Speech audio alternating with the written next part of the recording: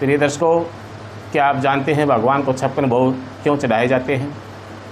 बहुत ही सुंदर कथा है, आप ध्यानपूर्वक सुने।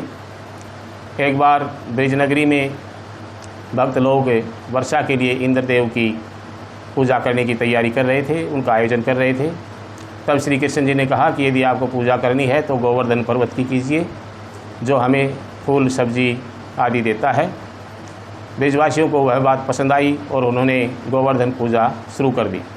कृष्ण जी की बात जान करके, सुन करके, और जब उन इंद्रदेव भगवान ने सोचा कि वो तो गोवर्धन की पूजा करने लग गए हैं, तो वो रुष्ट हो गए और इतनी भयंकर बरसात करने लगे।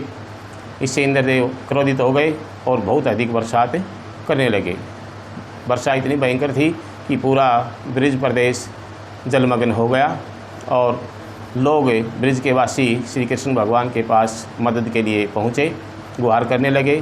तो श्री कृष्ण भगवान ने कहा कि आप मेरे पीछे पीछे आएँ, और जब वो उनके पीछे पीछे गए तो गोवर्धन पर्वत के पास जाकर के श्री कृष्ण भगवान ने गोवर्धन को एक अंगुली से ही उठा लिया और सभी ब्रजवासी और उनके पशु आदि जो थे वो सब उस गोवर्धन पर्वत के नीचे खड़े हो गए और वर्षा से सुरक्षा प्राप्त हुई। वर्षा से उन्हें सुरक्षा मिली। प्रिय दर्शकों, कहते हैं कि तब श्री कृष्ण भगवान ने जब गोवर्धन पर्वत उठाया तो उन्होंने 7 दिन तक भूख और प्यास का सामना करना पड़ा। और भूख और प्यास से जब वो जूझ रहे थे तो उनकी माँ यशोदा ने वहाँ जा कर के देखा तो भूख प्यास से कान्हा बहुत ही परेशान हो रहा है।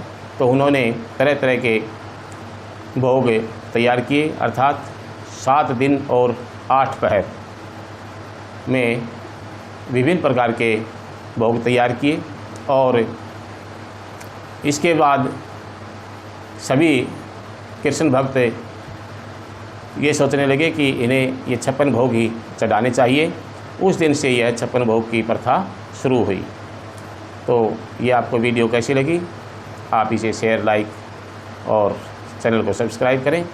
आपका बहुत बहुत धन्यवाद।